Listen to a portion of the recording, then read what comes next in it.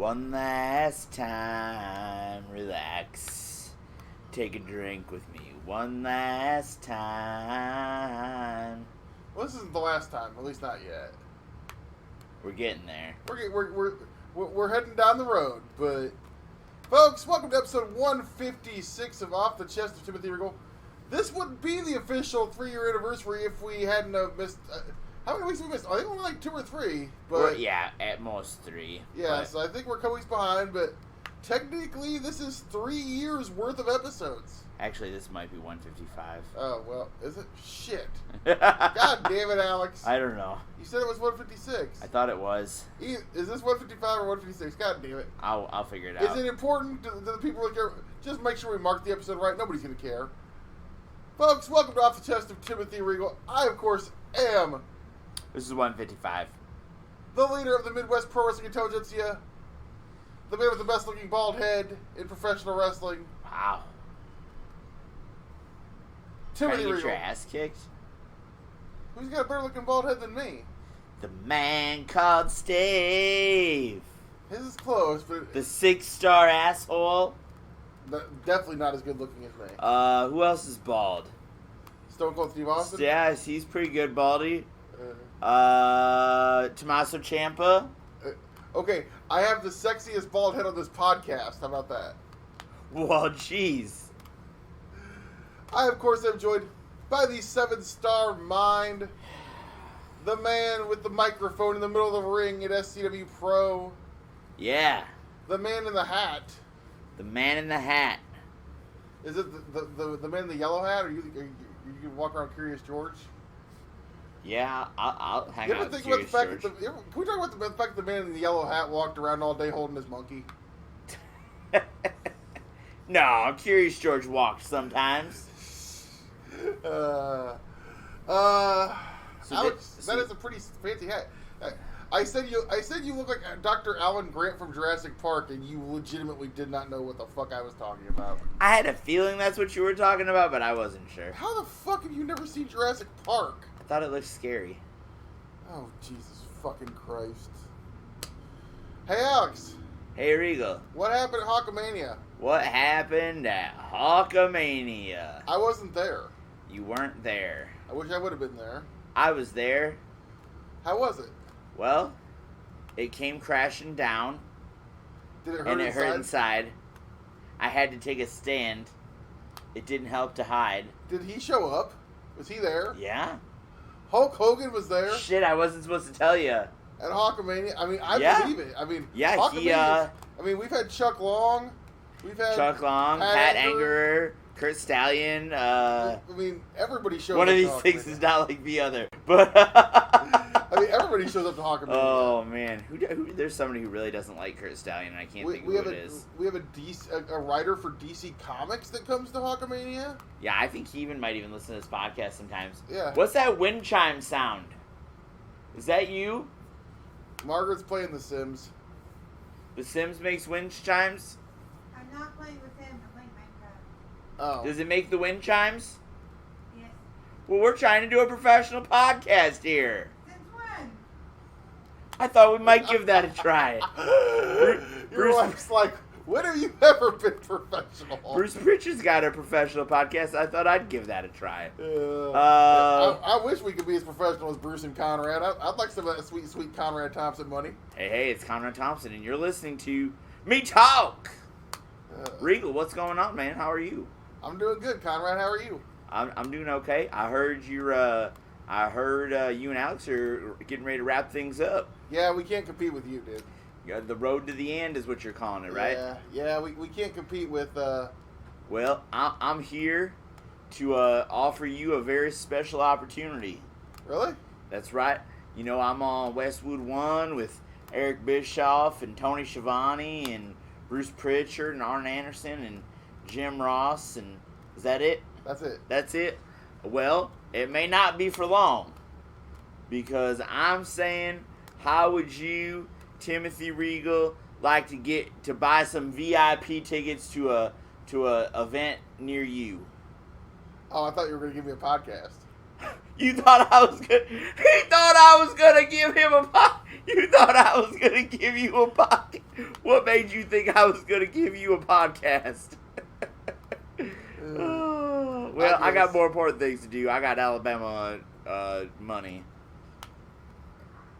Boy, that was rude. See you later, Conrad. What a prick. I mean, Conrad, he's in a hurry. He's a busy guy. Yeah. Does 5 podcasts, runs a mortgage business, Yeah. has a family. Yeah. He's a good man. Does he have a family? Runs a pro wrestling convention. Yeah. Was there a Starcast this weekend? No, not. Baltimore was the last one, I think. Ever? So the rumor on Starcast is basically they're gonna do 1 or 2 a year now. Okay. Conrad actually said he'd never go back to Vegas ever again.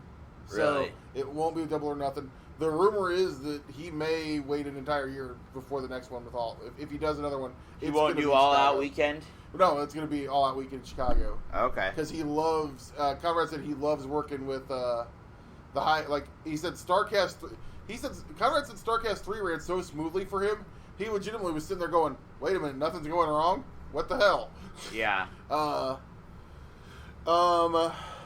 Wow. Kathy Kelly and Triple H crying at her farewell. That's just she leaves. And then the Undisputed Era brought her flowers. Oh, I'll have to watch that. How sad are you, Alex? We know that. I mean, as long as she keeps posting thirst traps on Instagram, she could work at the dollar store for all I care. I mean, that's pretty much how I'd feel if and when Charlie Caruso finally takes a full-time gig at ESPN. She's working at ESPN now? She's part-time on ESPN now, too. So. Okay, wow. Don't they not pay her? Huh? Does Vince not pay her that she needs to go out and get a part-time job? No, but I mean, Renee's done some ESPN stuff, too, so. She has? Yeah. Renee's on Fox Sports 1 now, though. Does she work for them now? She doesn't work for the Fed anymore? Yeah. No, Renee's still doing stuff for WWE, but her big thing now is her main thing now is hosting backstage. I think she's like the host and producer for Backstage, so. Oh. Well, they wanted to get her out of that company because she's married to the artist formerly known as Dean Ambrose. Stop it. Well, now that he's not in the wrestling business anymore. Hey, Alex, you ever going to tell us what happened to Hawkamania? What? You ever going to tell us what happened to Hawkamania? Yeah, come on, Regal. I'm trying to hook them. Oh. I'm a hooker. What? I'm trying to hook them. I'm a hooker. Hey, if I wanted to hook you, you'd be hooked. I'm a hooker. We call Uncle Jerry. That's right. If I wanted to hook you, you'd be hooked. Hey, Alex. What's up? Remember that time we went to the strip club? I was there. I've never been to a strip club. Sorry. It was you, me. No, I've never Regal. Shane Strickland was there. I've never been to a strip club, Jerry. I'm pretty sure you have. Must have been somebody else with handsome glasses. I'm pretty sure. I think I will say that you did leave the strip club to go call your lovely wife. No, I called Kat. Oh, that's right. No, you called your lovely wife before the strip club. Yes. You FaceTimed. I've never been to a strip club, Regal. Stop. I'm a fine, upstanding. I have people whose children I educate that listen to this podcast. Oh yeah, yes, folks. Alex is a fine, upstanding citizen who's never been to a strip club in his life. That's right. I wouldn't even know what a strip club was if I didn't hang out with you. He showed me. He said, "Hey, come on, let's go to the library." And I said, "Oh, I like to read a good book. What kind of library is open at 10 o'clock at night?" And he took me into an adult establishment. And as soon as I got out of there, as soon as I walked in and saw what was going on, I immediately walked back out. And no, I told you thought we were going shoe shopping, and I had told you we were going to the shoe show. What? The shoe show. Why do they call it the shoe show? Because all they're wearing is shoes. You never heard that one before? No. But you did not go to the shoe show on Saturday night. How do you know? I mean, because there's none in Iowa City. Really? None? No, Iowa City does not allow gentlemen's establishments. Oh, why do they gotta call it a gentleman's establishment? Because you gotta be a gentleman when you go in there. They throw you out. Interesting. But the closest gentleman's establishment to Iowa City are Cedar Rapids or Davenport. Oh. Interesting. But you know what place was hopping? The Wildwood Smokehouse and Saloon. Yeah, why weren't you there? I had a previous booking with the Walton family. Yeah, you Championship Wrestling from Arkansas. Something like that. Could you imagine if the Waltons started a wrestling promotion? Oh, Do you think they'd hire you Probably to do not. commentary? Yeah, they'd hire me, but they don't. They said we're going to run 10 events, but you only get to work 3 of them. What's that supposed to mean? Figure it out. Anyway, so see, that's what happens is they wouldn't even know that they were going to hire you, and they'd have to offer the position of commentator at Championship Wrestling from Arkansas, and then you would hire from within, and they'd be like, "Fuck, we've got a policy, we've got to hire internally," and then you'd get the job because you've got experience doing commentary, just like I've got experience doing commentary. Gosh, that's a crazy thing to think. I've got experience doing commentary. Do you know how many shows I've called? How many? I don't know. That's why I asked you. No, I seriously, I've never counted. Gosh, it's got to be over 100, don't you think? Oh, you're definitely over that by now. But the show that you did call Saturday night, can we talk about that? SCWPro Yeah. Hawkamania 14. Kickstart My Heart. Kickstart My Heart. I heard the opening match was. You pulled it up on Cage Match because you're getting impatient with me. Yes, I did. You know, we've been having trouble filling content lately, so I was trying to stall. What was the opening match? It was Sabotage Sabotage. taking on the front man, The front man. the headliner, The headliner. the. The mother effing show. I was gonna say something else, but What we? I was gonna say the man they called Jossie, but that didn't make any sense. I don't know what the fuck I'm saying. Are you drunk? No, God damn it, Regal's already drunk. no, I'm not drunk. But Jossie versus Sabotage was your buddy Blake Wiley there? First of all, Blake Wiley, not my buddy. I heard you guys are good friends. What? I heard you two hang out. Man, there's been a lot of misinformation going around here lately. No, Blake Wiley was not there. Thank God. I hear he's pretty brave. Well, he's gunning for some heat, if you know what I mean. Anyways, and no, Blake Wiley, thank God, was not there. But Jossie, well, first of all, before the first match even started, the double champ, old 2-belt Manders came out, and he said, Xander Killen, you got your rematch for the SCWPro Championship coming to you, and you got your rematch coming, and I'm not one to wait, is what he said. I'm not one to wait. And so why don't we do it right here, right now, tonight, at Wildwood in Iowa City? And Xander Killen came out, and he said, Steven, because he calls him Steven. I don't know why. I don't know anybody named Steve.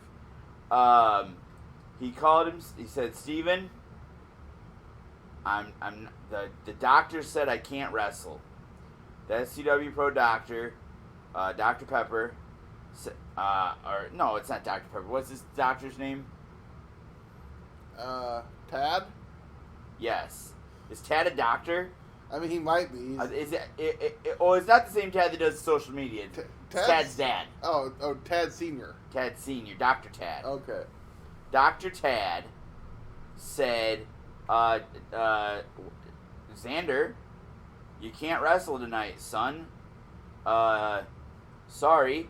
And so Manders said, okay, well, I guess I'm not defending basically said he wasn't going to defend the SCWPro Championship until it was against Xander, until Xander got his rematch. So he said, how about I issue an open challenge for the Iowa Wrestling Championship? And there was some, and he said, who you guys want to see face me for that? And they were shouting out names, like there was this blonde in the front row that said, Jossie! And then there was people chanting for, Connor Braxton, Travis Titan, all would have been great opponents. I think somebody even said Connor Braxton. Did I already say Connor Braxton? I think you did. I don't listen when I talk. Jeez. Anyways, and then the old Endseeker came out. Dante Leone. These guys have been to war in Wildwood before. Did you call any of their matches at Wildwood? Or were you always in the bathroom? I've called their matches. I don't know if I've called any of their... I think I did. Okay. Anyways, so they're going to be... That was scheduled to be our main event. Xander and Manders. Or, I'm sorry. Jesus. Dante and Manders. Main event. Anywhere in the country. And that was announced. Then, as you said, the front man came out. The headliner. The main event. Big Match Ja. The man who, with Dante Leone and JT Energy, and they built Iowa City, he said, with those ladder matches. And so he came out and had a match against a promising young individual. And by promising, I mean promising to stab you in the back if you give him the chance. Sabotage! What? Continue. And they had a match. Ja won. Kicked him right in the head. Really? Oh, yeah. So Jossie picks up a victory over the Blake Wiley less Sabotage? Yeah. I mean, has Sabotage ever won a match in SCWPro? No. I was going to say, I didn't think so. Up next, though, SCWPro QC Cup #1 contender match. So how this was announced is it was Latin Thunder versus JT Energy.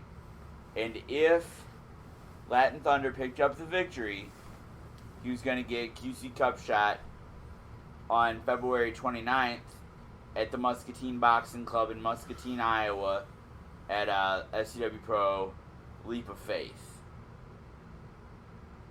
And match was not going in JT Energy's favor, and he got frustrated. It was pretty much all Latin Thunder. JT grabbed the cup, and he whaled him with it, got himself intentionally disqualified, you know. And you know what? If he does that in 2 weeks in Muscatine, he's going to keep the cup. Yeah, so we can officially say that in 2 weeks at Leap of Faith on Leap Day, February 29th, it's going to be Muscatine's own Latin Thunder taking on the walking personification of the coronavirus, JT Energy. Did you see that he goes to Casey's Pizza and sniffs the pizza? I believe it. He probably sticks his nose all up in there. Yeah. He's filthy. He is filthy. He's the filth you can't wash off. Absolutely. Yeah. But we don't want to spend any more time talking about JT Energy. I don't like that guy. Up next, a very interesting match. Yeah, making his singles in-ring debut was Augustus Draven, the Anti-Saint, and he took on Cornboy. And Augustus Draven had a mask with... So, do you remember we used to have a referee by the name of Larry Lemons? I vaguely remember him, yes.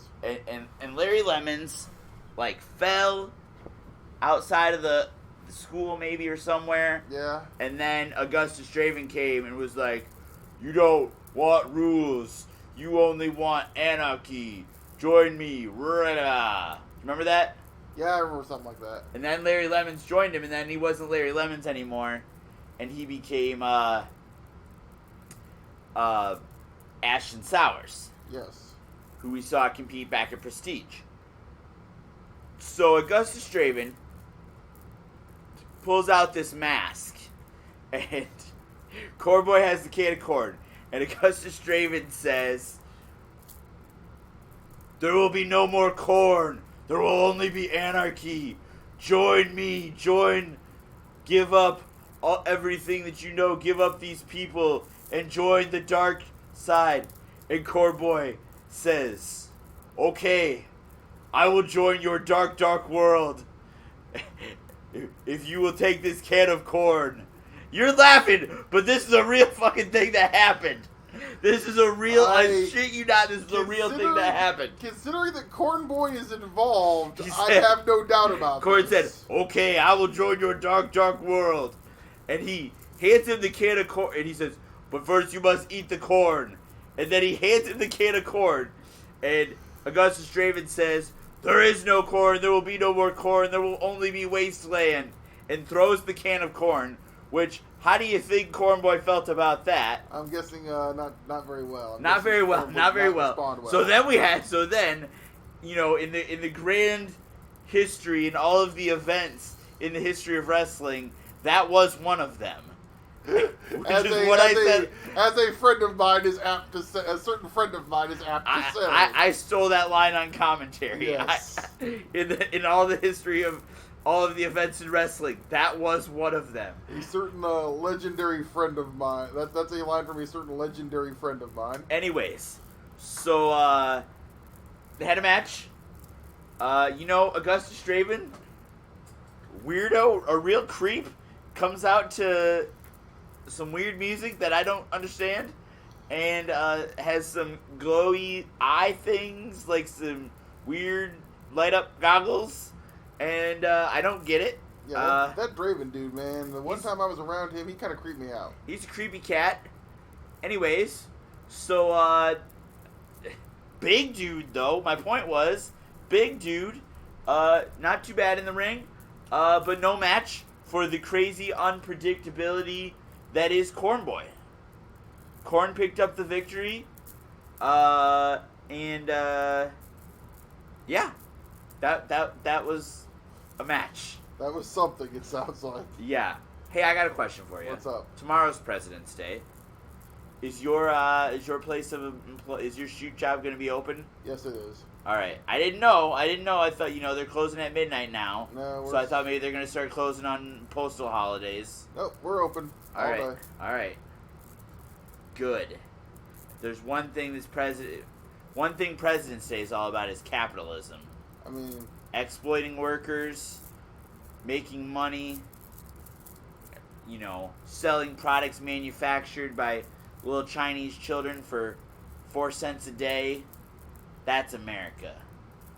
Ain't that America? Home of the free. Do you have a point here, or are we just... No, I'm just going on an anti-capitalist rant.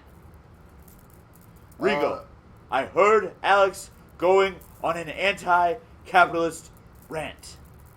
And I know what you're thinking. Nevada's coming up. And I'm neck and neck with Pete Buttigieg for the delegates.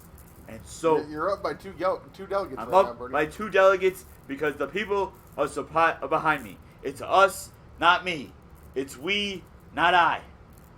And so, but I know what you're thinking. You're worried that you won't get SCWPro results on the podcast. But fear not, because I was there. I was at the SCWPro event. I was wearing a disguise. So if the people listening didn't see me there, it's because I was wearing a disguise. What were you... When I am president, everyone will get a disguise. What were you... Free disguises, and the 1% are going to pay for it. Hey, Vernon, what were you disguised as? I bought a mask from Latin Thunder. Okay. I was dressed up as a luchador. It was hard to see because I haven't combed my hair since the Carter administration. So my hair got in my eyes, so I could only kind of see. But I think the next match was Solomon Tupu versus Travis Titan. How was it, Bernie? I thought it was a great match. Solomon Tupu from Hawaii, one of the United States. Not sure everybody running for president knows that. Hawaii is a state, but I do, because I've been paying attention, and I know a lot about politics. So, great match. Hard hitting. People throwing each other around. Ultimately, Travis Titan stole it with a roll-up. He threw everything he had at Tupu, but it was a schoolboy roll-up. And I want to talk about schoolboys. Because the schoolboys are not getting the proper education they deserve. Because the 1% will not fund education. You've got Betsy DeVos as the Secretary of Education. And she does not care about the schoolboys. Or the schoolgirls. Or the school children who have not identified their preferred gender choice. And that is why, when I'm president, we're going to have a Secretary of Education that understands education. And you know who's going to pay for it? The 1%. Thank you, Regal. Bernie 2020. Feel the burn. Regal, are you okay? I was a little worried there for a second. Bernie said he wanted to talk about school before. Well, obviously he's talking... Why are you so red? Bernie's clean as a whistle, Regal. You know that. He's never done anything wrong. Well, thank God for that. Could you imagine if they found something that, like, Bernie did wrong? Oh, God. Like, Bernie... Let's pray to God that never happens. Because Bernie just seems like the cleanest whistle. Like, you could be like, hey, Bernie, this shady thing happened. You know, and you were around and you were in town. I can tell you exactly where I was. I was at the Applebee's eating deep-fried mozzarella. Deep-fried mozzarella for everybody. With marinara sauce. Bernie loves his deep-fried mozzarella, man. Let me tell you. He sure does. Man, alright, well, we got... Man, what's Bernie Sanders going to do when we don't have a podcast anymore? Where's Bernie going to pop up? Hopefully, by the time we don't have... Hopefully, a few months after we don't have a podcast, he'll be running the country. Yeah, maybe. You never know. Anyways, so after that, we went to intermission. How was intermission? Good. Do you know that the waitress brought us a pitcher of water to the commentary table? Really? Because Merrick and I were both drinking water, like a couple of lamos. That's awfully nice of him. Yeah. We were drinking water at the commentary. So then, after intermission was over, old boy Connor Braxton and Midwest Strong Style Johnny Wisdom came out, and Braxton took the microphone, and he said, you know, I'm a 2-time tag team champion, former SCWPro champion, pretty much one of the greatest champions of all time. And Merrick Brave had something to say about that, and then he said, hey, shut up, I retired you, old man. Ooh. Yeah, Braxton, he doesn't know when to stop sometimes. And so he said, you know, me and my partner, we can do whatever we want, so we're going to instill the Freebird rule. And so now the tag team championships can be defended by any combination of Connor Braxton, Mason Beck, and Johnny Wisdom. So Johnny... My question is, who let Connor Braxton just make the rules? I mean... Don't we have, you know, somebody that's supposed to handle that? You know, I mean... Where was John G? John G was performing in Evita. As Evita? I don't know, maybe. We need to call John G right now and get him to sing "Don't Cry for Me, Argentina." I mean, that would be an award-winning podcast right there, motherfucker. John G sings. John G sings, "Don't cry for me, Argentina. The truth is I never left you." Are you done? That was amazing, wasn't it? One last time. Anyways, so, fuck, where was I? Oh, so they said, you know, we're... That's a show-stopping performance right there. Yeah, for all the wrong reasons. Braxton says, hey, you know, Johnny Wisdom, if he wants to defend the tag team titles, he can defend the tag team titles. We're a couple bad dudes. What's anybody going to do about it? And old boy Thumb and Finger came out. And JP grabbed the microphone and said, hey, pal, we never got, you guys jumped us from behind and beat us from the old tag team titles, and we never got a rematch there, bud. So how about, what do you say, right here tonight at Wildwood in Iowa City, you give us a rematch? First off, why did you let JP have a mic? I don't know, dude. I was more worried about being in the same ring with Braxton and Wisdom for as long as I was. I mean, that's true. Anyways, so then Braxton took the microphone back and said, that JT Energy, he had a good idea. I think I'll give that a try. And if you want a shot at our tag team titles, well, that's not exactly what he said. I'll tell you what he said off the air. He said, you want a shot at our tag team titles, you got to beat us first. And so the match went down. It was Thumb and Finger versus Wisdom and Braxton, and it was a lot of Braxton and Wisdom beating the crap out of Jared Thumb, and then like you do, and miraculously, Jared Thumb got to the corner, tagged in the Finger. JP came in, House of Fire, lots of craziness. Braxton accidentally pump kicked Wisdom. And DVD and Thumb and Finger got their tag team match for Muscatine. I mean, and you know what I heard? What'd you hear? That tag team title match on February 29th at Leap of Faith. Yeah? It's on Jared Thumb's birthday. What? Yeah. What a birthday present for Jared Thumb. By the way, it's time for us to do our birthday segment on Off the Chest. Happy birthday.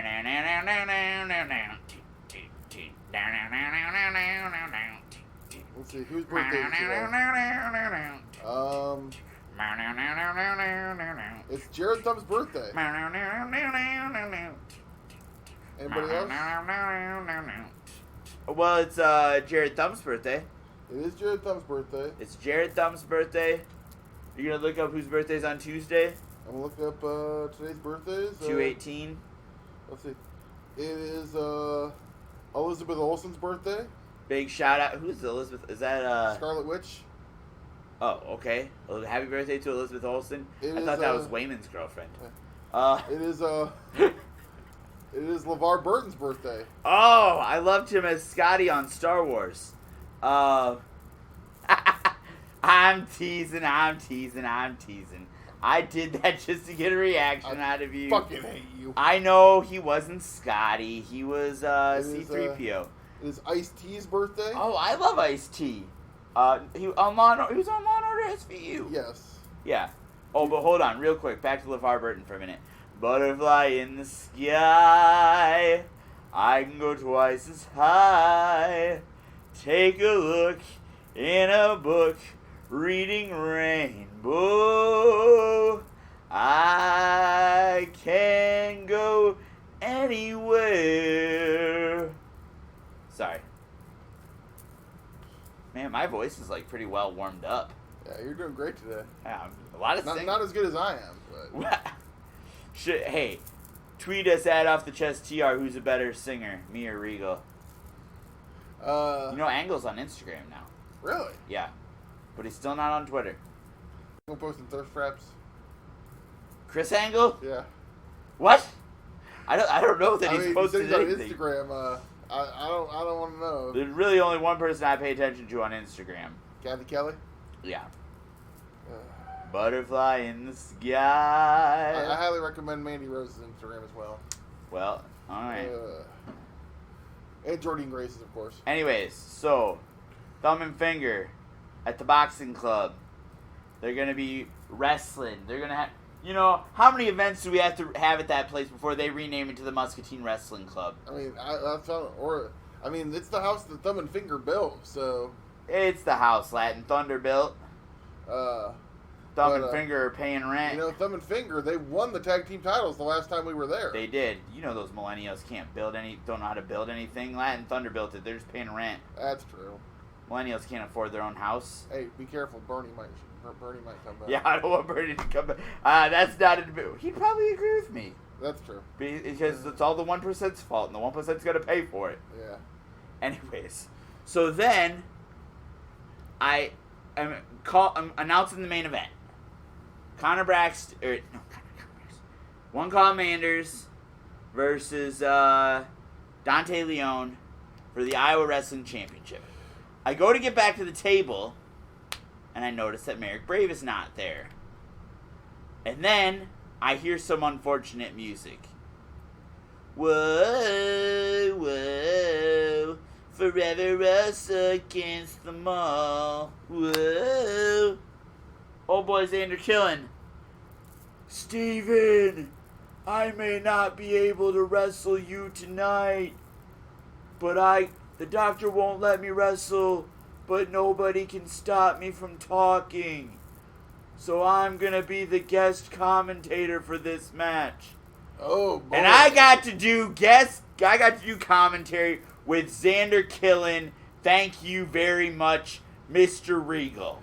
All because I wasn't there. All because you weren't there. Oh, I'm very sorry. Hey, next time Xander wants to do commentary, I think I'm just going to go to the bathroom and not come back so he can do commentary with you. It's not even over. He pulled my hair and threw me down the stairs at the end of the show. I mean, that's awfully rude. It was rude, but we're not there yet. Oh. So, we have the match. Manders and Dante. Very athletic, hard-hitting match. You might find it hard to believe that these two just beat the crap out of each other. No, I find that pretty easy to shot believe. the shit out of each other. I believe that. And had a very hard-hitting, athletic, aggressive match. I believe it. Manders gets Dante up. He's going for the Kinnick Stadium. Oh, shit, the ref's in the way. Stampede. Smushes the ref in the corner. Well, damn you, John G. It wasn't John G. Oh. It was Jordy G. Who? Jordy J. I have no clue who that is. Lil Jordy. The one that looks like Fix-It Felix. Oh, okay, that kid. Yeah. We had the same refs we had in Walcott 2 weeks ago. Okay. Anyways, so Jordy J gets hit by the Kinnick and he gets in the way. And so there's no ref. So they're going at it.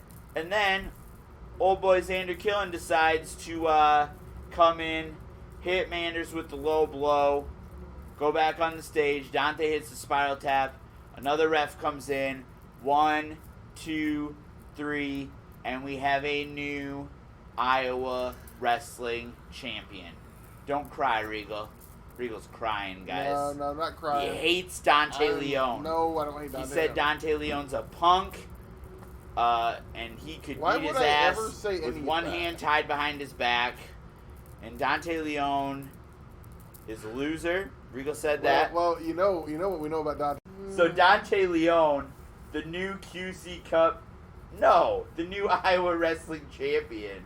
He's already had the QC Cup. Yes. All he needs is the SCWPro Championship now, and he's going to be the second active Grand Slam. And technically, you got to think, what? Is he the number one contender for the title? Well, he's got to be. He beat Manders.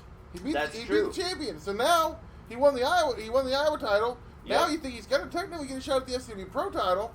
I mean, Manders isn't Stevie 2 belts anymore, unfortunately. No, he's only Manders 1 belt. And then you still got Killen running around. Well, you didn't let me finish, Regal. Oh, we weren't done? No. That was the main event, you told me. I thought it was going to be.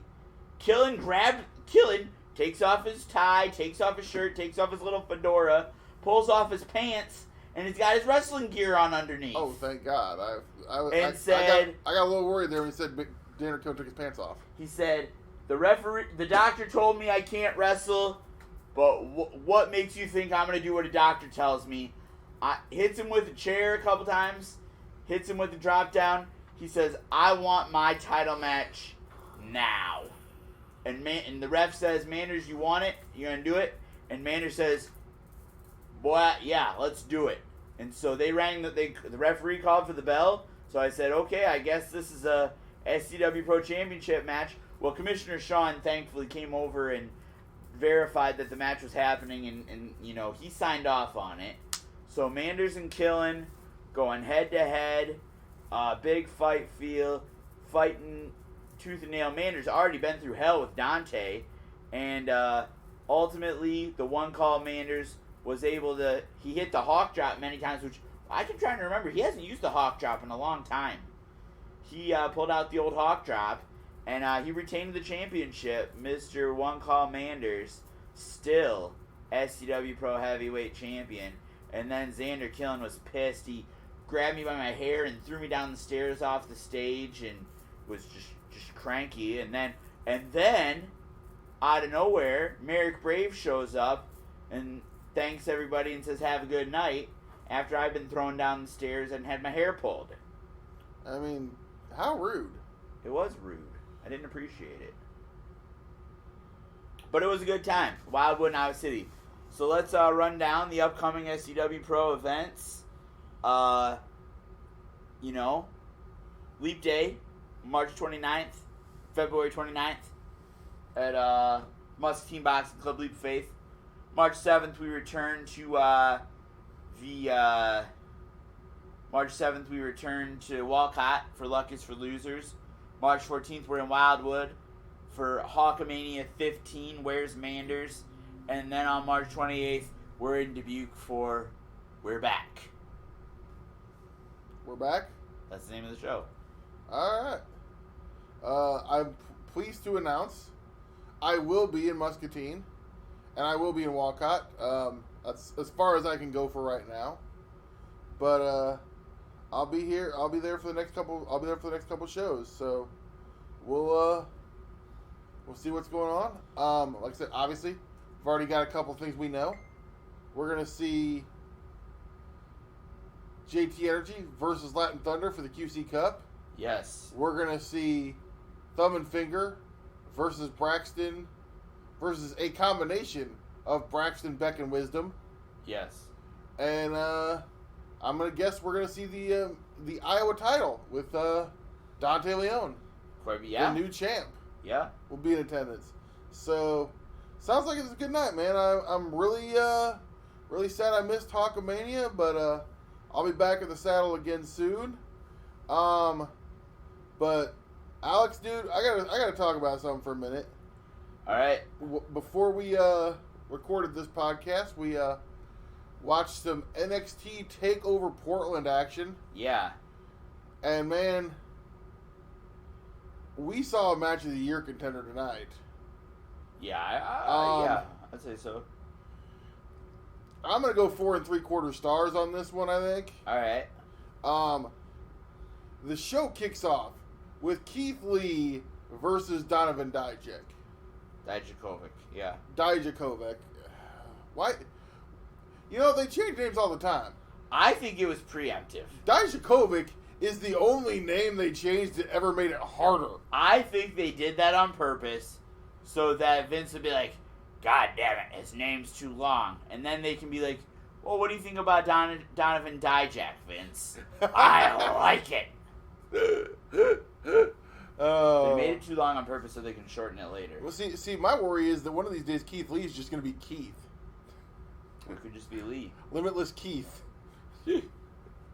But no. See, now, I've seen this match.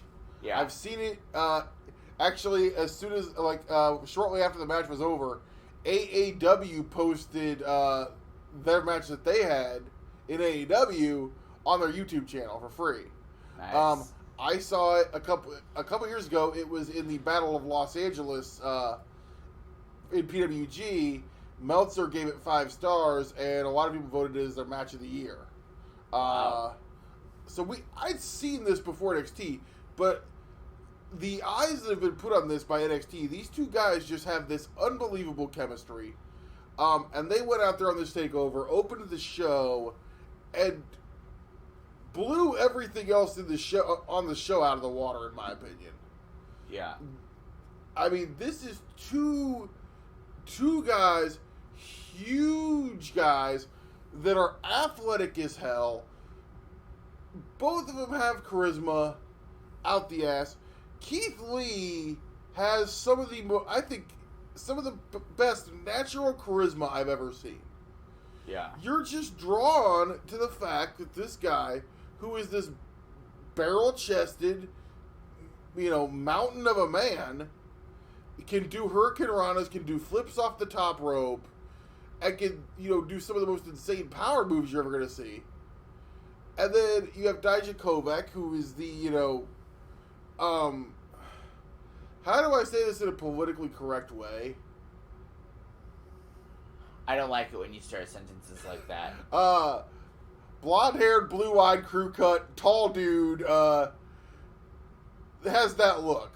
But just, again, a different kind of charisma from Keith Lee. Yeah. Dijakovic has the cocky, brash, arrogant charisma, but they work so well perfectly together, and their matches are so seamless, and they're just doing insanely athletic spots and sequences, and these guys just, and they've done it 2 or 3 times on NXT on the TV show. Yeah. So you're like, oh, what do they got left for this pay-per-view match? And they just go out there and throw everything they have into this match. Yes. And just, this is probably right.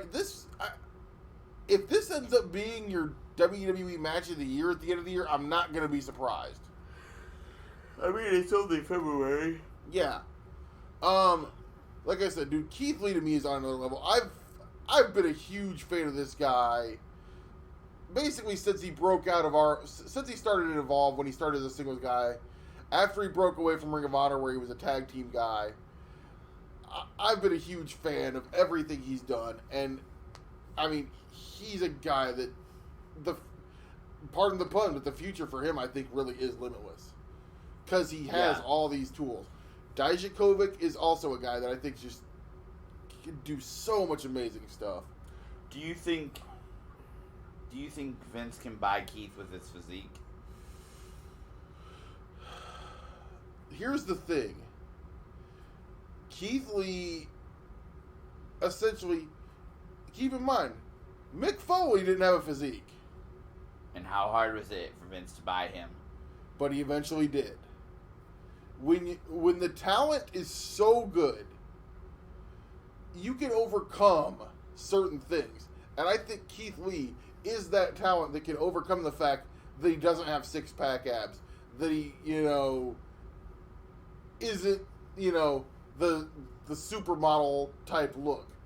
But he's got amazing athleticism, amazing power, natural charisma that every wrestling fan of the world that I've ever met love. I don't think I've ever seen anybody say, I don't like Keith Lee. No, I don't either, but I don't know. I also think that Vince is more stubborn than he was 20 years ago.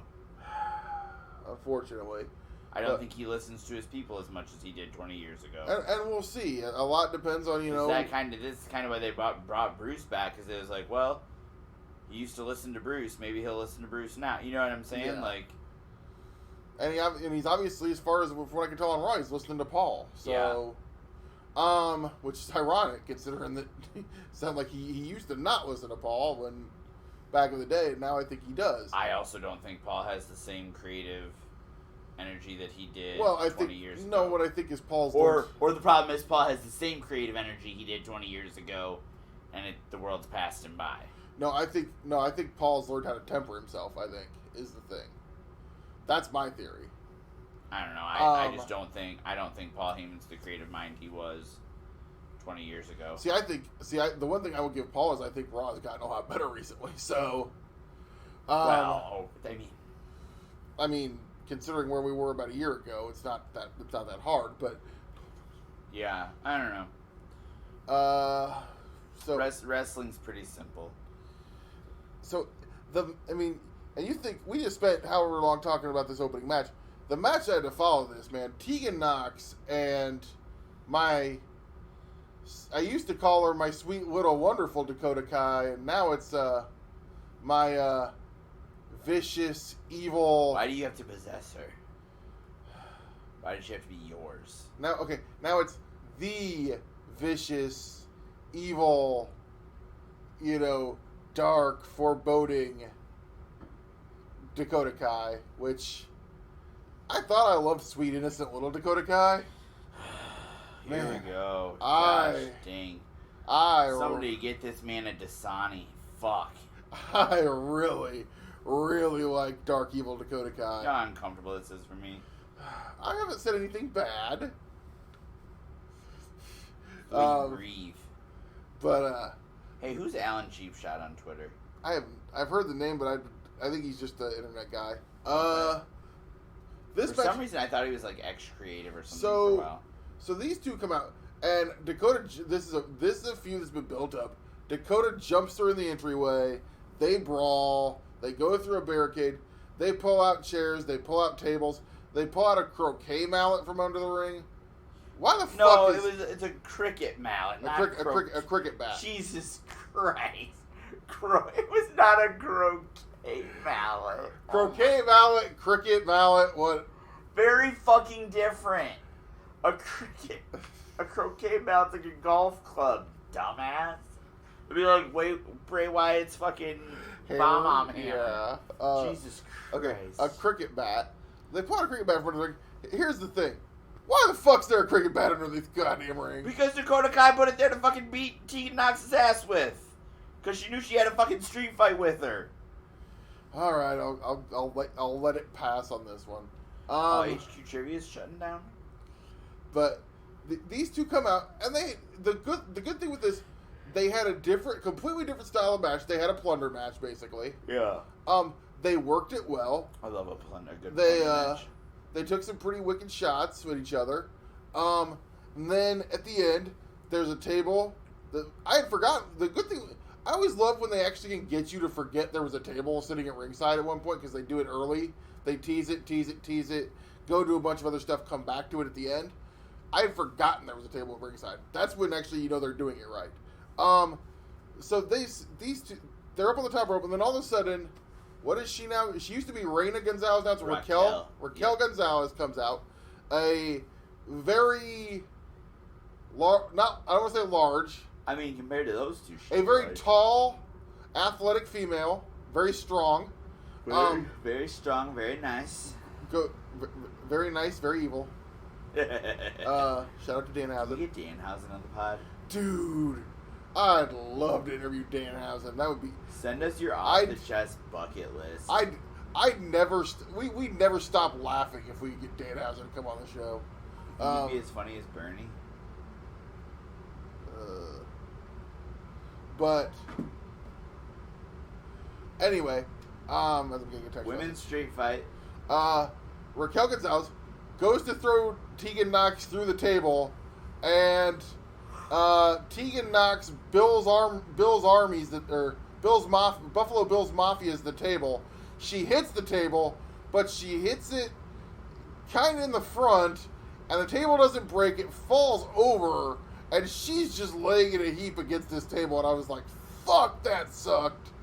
That table was designed to break, and if you hit it and it just falls, and it just slides forward onto you like that. It was a weird angle. Yeah, that means it probably hurt like a son of a bitch. But I like this match overall. What did you think of Johnny Wisdom versus Johnny Wisdom? I loved Johnny Wisdom versus Finn Balor. Dude. That's right, motherfuckers. If you didn't watch NXT TakeOver, you missed Johnny Wisdom versus Finn Balor. Midwest Strong Style himself came out there with all four of his front teeth missing, and he's fucking letting Finn Balor have it. He hit him with the Strong Style lariat. He put him in the camel clutch, and he made Finn Balor tap out. Dude, I'd kill to see a Johnny Wisdom versus Finn Balor match. Johnny Wisdom is my go-to. He's my favorite. Johnny Wisdom might be my favorite wrestler.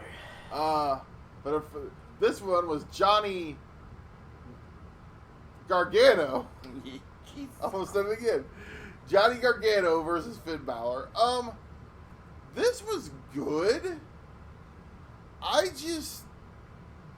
Especially after the first two matches being so good. Yeah. I just kind of didn't get into this one. It didn't. I don't think it lived up.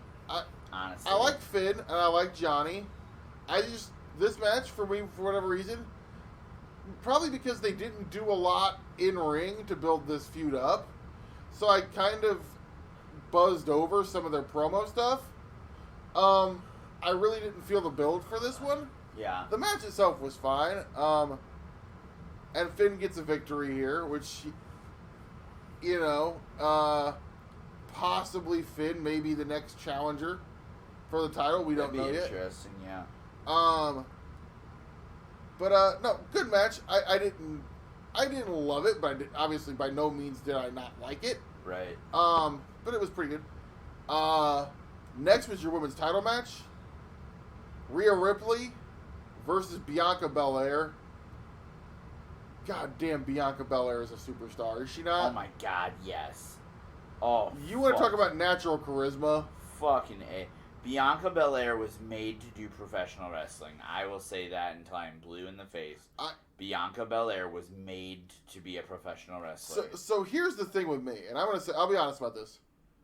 I originally, when she first showed up, didn't quite get the Bianca Belair thing. Oh my god. I wasn't all in on it right away. Yeah. The build to this match and obviously the Royal Rumble performance, I am now 100% all in on Bianca Belair. Yeah. This young lady is a superstar in the making. Yes. For me, I guess I'll even take it back a little further. If you watch the NXT Combine on the network, which I watched it, I actually found it fascinating. Yeah, I watched some of it. Bianca Belair, for the females, pretty much destroyed the entire field. Oh my gosh. She is so naturally athletic. It's, like, disgusting. Yeah, she's leaps and bounds. Like, there might be somebody that can deadlift more weight than her. Yeah. There might be somebody that might be able to do one or two things, but nobody can do as a whole as much as she can do. What Bianca Belair can do athletically. She's the total package in terms of athleticism. And then you add on to the top of that, again, charismatic as fuck. Again, like I say, the key to me for charisma is it has to be natural. You can't force it. Being charismatic, giving off that superstar presence is something that, you can lead the horse to water, but you can't make him drink on it. The person has to have it, and Bianca absolutely has it. Bianca is a person, in my opinion, and I don't feel uncomfortable saying this. If you say, all right, Alex, you have to. The only way you can run your own wrestling promotion is if you quit all of your jobs and you have to build the company around Bianca Belair. Can you do that? Yep, I can do that. She has to be the center of attention. Yes, I will quit my job to build my wrestling company around Bianca Belair. Yeah, she's that charismatic. Bianca Belair is a female that could have that mainstream crossover. And she taps into an audience that they don't have. Yes, absolutely. Rhea Ripley also, again, just insanely athletic. I love both these ladies. This honestly was probably one of the best NXT women's title matches in a while. Yeah. And not to say anything against previous things, Shayna's title reign just got long, I think. Yeah. Rhea being champion gives us fresh matchups. Yep. For takeovers. I love it. Rhea gets, and I feel like we all kind of, like, I would have loved it if they would have pulled the trigger on Bianca here, but I feel like they kind of tipped their hand a little bit too much. Yeah. With the Charlotte gimmick from the TV a few weeks ago. Yeah. And then obviously Rhea retains. Charlotte comes out and attacks her, and then says, "I'm cashing in my Royal Rumble victory. I'll see you at WrestleMania." So this is a big thing for NXT now. Mm-hmm. The NXT Women's title is going to be defended on WrestleMania. Charlotte Flair versus Rhea Ripley. Yeah. So here, I'm going to throw something out now. I have a question for you. There's a takeover the night before WrestleMania. Does Rhea still defend the title at TakeOver? No. You don't think so? No. So let me ask you another question. Does Adam Cole defend the men's NXT championship at WrestleMania? Yes. And does he defend it at TakeOver? Oh, does he defend it at WrestleMania? No, he defends it at TakeOver. So you think he'll only defend it at TakeOver? Yeah. I think you're getting the NXT Women's title on WrestleMania because Charlotte Flair is wrestling for it. Right. I think we're going to see... You technically could, because, and we'll get into it in a minute, you set up one of your main event matches, obviously. Right. For TakeOver, that we'll get into in a bit. And we don't necessarily know who the challenger for the title is. Is it Finn Balor? Is it going to be somebody else? You don't know yet. So we'll find out at some point going forward. But after the women's match was the tag team title match, the Broserweights versus Red Dragon, the Undisputed Era, Bobby Fish and Kyle O'Reilly. Hey, Alex. What? How many fish would Bobby Fish fry if Bobby Fish could fry fish? That was the weirdest fucking thing, but it was kind of over, and now I'm kind of thinking, like, it got over, and it was kind of funny, but I really don't want that to be a thing.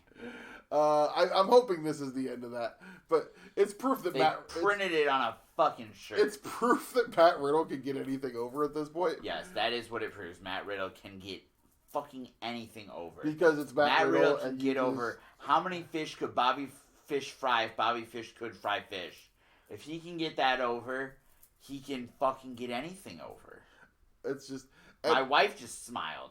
I mean, and Matt and Pete just have this chemistry together. Well, it's the dichotomy. It's the odd couple. It's the straight man versus the slapstick guy. Right. And just Pete just looks angry and bad. And Pete, you have this thing with Pete giving this inner monologue of how the fuck did I end up here? Yeah. But no, I thought this was the second best match on the show. Yep. All four of these guys worked their asses off. I mean, Bobby Fish, man, for a guy, and people don't understand this. And recently, I was listening to, and I'll give a plug here, a great podcast that you go out and listen to, especially if you are a fan of old school Ring of Honor. There is an amazing podcast out there. It's called an honorable mention. At Honorable Pod, I believe it is on Twitter. It is former ROH wrestler and office worker Shane Hagedorn, and old school ROH superfan Jeff Schwartz, doing deep dives into classic ROH shows that, and behind the scenes, some amazing behind the scenes stuff from Shane. Bobby Fish was wrestling in dark matches during late year 1, early year 2 Ring of Honor shows. Really? I can't remember the name he was going under at the time, but yeah, that's how long Bobby Fish, I've seen reports from indie shows in 99 2000 that have a young Bobby Fish on them. Bobby Fish has been wrestling for that long before he ever showed up in NXT. I mean, obviously, many, many years in Ring of Honor. The guy is the definition of an in-ring technician. And him and Kyle Definition of technician. I like that. I just made something up. I have to remember Was it Gene Jackson? That's or Jerk Jackson? Jerk Jackson. Yep, that's it. I can't read. Yep, Jerk Jackson. That was the one. Nice. And I remember he trained with Harley. Yeah, because you would get some of those dark matches as bonus matches on the DVDs, and I remember I'm like, holy shit, Jerk Jackson was Kyle O'Reilly, was Bobby Fish. I remember that. I remember seeing him wrestle. Yeah. But these guys, they just again went all out. I mean, it's NXT Takeover, and I had actually said going into this because I was watching I binge watched the last 2 weeks of NXT on Friday, and I said, man, does this build just seem kind of cold? But then these guys go out and they just absolutely deliver a killer show, and it speaks to how good the talent is. That even though the build on the TV wasn't the greatest, I sat here for 3 hours and I'm thoroughly entertained, more so than I am definitely by watching 80%, 90% of main roster pay-per-view events. Again, great match. The Broserweights retain. Who do you think they're facing? Retain. They won the tag titles. They won the tag titles. The Broserweights win the tag titles. Who do you think they're facing at Mania? Well, if anything, they're probably going to be in the Andre. Or, at Mania TakeOver, I should say. Oh, gosh. Try to get another match out of, you know what I'd like to see? I mean, since they're already doing the gimmick, why not the Broserweights and the Revival? Could you imagine that? Are the Revival still in the company at that point? I thought they just signed 5-year deals. Didn't they sign 5-year deals like 3 or 4 months ago? Or are those reports false? Those reports may be false. I was going to throw it out there. What? What about the Broserweights versus Imperium? That'd be good. Or didn't they face Imperium in the tournament? They did. But, what about the Broserweights versus Breezango? Could that be made believable, or Breezango mostly doing shtick? Well, they had Tyler Breeze wrestle. Here's the thing: when Tyler Breeze is on NXT and wrestles singles, I love it. When it's Breezango, I hate it. So Why? I just look at Breezango as a stupid comedy gimmick that essentially pigeonholed both of them and ruined. Gave us one of the greatest segments on SmackDown. Okay, the Fashion Files was kind of funny. But then the main. There's the cold take of the night, guys. What? The Fashion Files was. I guess the Fashion Files was kind of funny. The stuff they did with Arn was fucking hilarious. How about that? Sure. But main event of the night: Adam Cole versus Tommaso Ciampa. These guys. Maybe I had too high of expectations, but I don't. Well, this match wasn't as good as I thought it was going to be. Expectations were high on this going in. You're on a standalone takeover, which I think did hurt a little bit. Like I said, the build just being a little bit cold, and the fact that they seem to go long for the sake of going along here. Yes, every match was too long, I think. And I felt if they would have tightened this up and maybe took a few minutes off, it would have been a better match. Also, the finish was overbooked. It became an overbooked, run-ins from. And I grew up on fucking WCW, and I loved early 2000s TNA. I'm usually overbooked doesn't usually bother me too much, but this was too much. And then the finish comes. We get, we think Johnny Gargano comes ringside wearing a DIY shirt, and obviously they teamed up against Mustache Mountain, so it seemed like they were back on the same page. Tommaso goes to grab the title. Johnny stops him. He grabs the title. Johnny Gargano clocks Tommaso Ciampa with the belt, turning on him.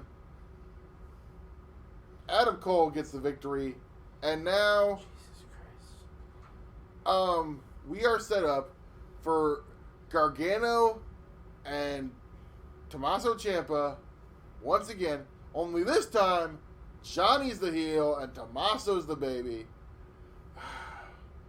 Here's the thing, and again, I'll shout out because it wasn't my take, but I will shout out Joe Lanza, voice of wrestling, who pointed out, and I do agree with this. Johnny Gargano's heel work in Evolve in the early 2010s, some of the best stuff you're gonna see. He was an excellent dickhead heel, so It's fine. They could have made him a heel. I just think it's too fucking soon to be fucking going back to the well with this. And we're going back to the Johnny Tommaso thing, which we did. It was almost overdone the first time. And so now you're going to do it again? I don't know. I mean, Maybe we'll I'm see. just being negative. We'll see. But overall, I honestly thought this was a great takeover. I'm open to standalone takeovers, especially if there's anything that gets the NXT roster. And it sounds like they're going to be every other month now, so there will be some standalones. Anything that gets these guys, and obviously, like I said, the good thing about a standalone takeover like tonight, instead of doing 5 matches, they did 6. So, but I liked the takeovers the way they were, honestly. Well, yeah. I mean, it wasn't. It's only about 20 minutes longer than the takeovers have been recently. So. It wasn't. To me, everything comes down to consumability, though, and I think these 2.5-hour shows or these 4-hour shows are too long. People don't have the attention span they used to. Yeah, well, we'll see. Not everybody sits and watches a 7-hour New Japan show once a week.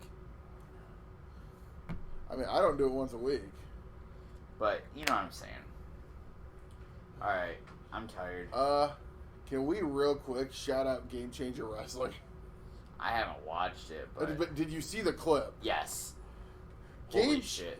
Game Changer Wrestling last night runs a show in Atlantic City, New Jersey at the Showboat Casino. Game Changer Wrestling, Run Ricky Run. The main event is Ricky Shane Page finally faces Nick Gage. Nicky Shane Gage. So Ricky Shane Page comes out with Atticus Cougar and Gregory Iron. Yep. They start interfering. Eddie Only runs out. Like he's gonna save Ricky. Like he's gonna save Nick Gage. One thing everybody doesn't realize: Eddie Only is an Ohio guy as well. I thought it was Eric Ryan. Was Eric? So he was out with those Eddie three. Only was already out there. Then Eric Ryan runs out. Yeah.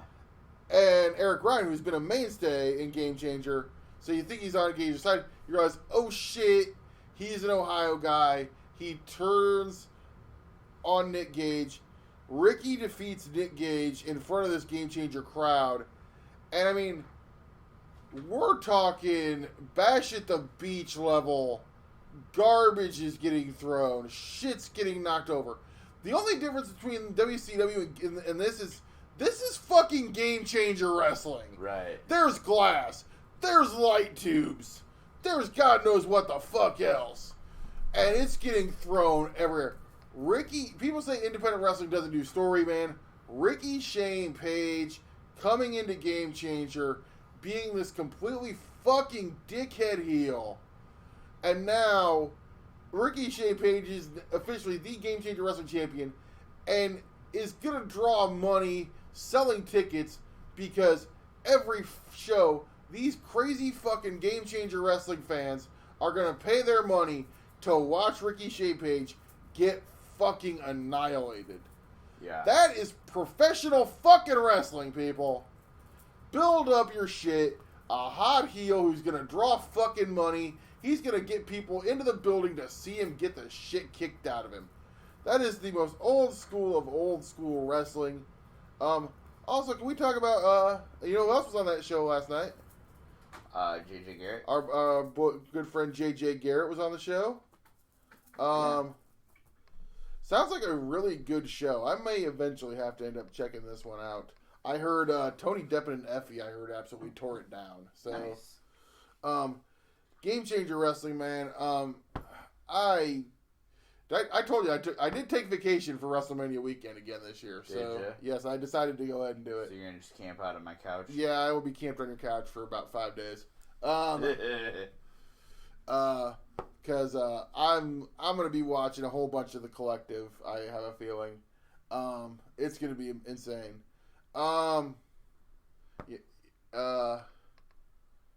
Man. Like I said, I think we're the only two people not going to Mania weekend, but it's just starting to seem like that. I'll, have suspenders will travel. Yeah. You don't have any suspenders. I don't have any suspenders, but somebody else does. Yeah. Shout out to our boy Dakota. All right. Follow me on Twitter at OneRealSmartAlex. Is it past Dusty's bedtime? He can't come to his I'm fucking tired, Regal. I just want to get it over with. Follow Regal at SCWPro 444. Follow Bernie at Bernie Sanders. Don't follow Bernie. You should follow Bernie. Oh. He's doing some good shit. All right. It's almost over, guys. Closing time. When was the last time? When was the last time we did a show this you late? Can't stay here. If you can't tell, folks, it's 11 o'clock at night. We've not done a show this late in a long fucking time. It's way past my bedtime, and I Hey, haven't you said you didn't have to work tomorrow. Well, all week, but I've been up since 5:30. Well, why the fuck did you do that? Because I can't fucking sleep. All right, I'm going to bed.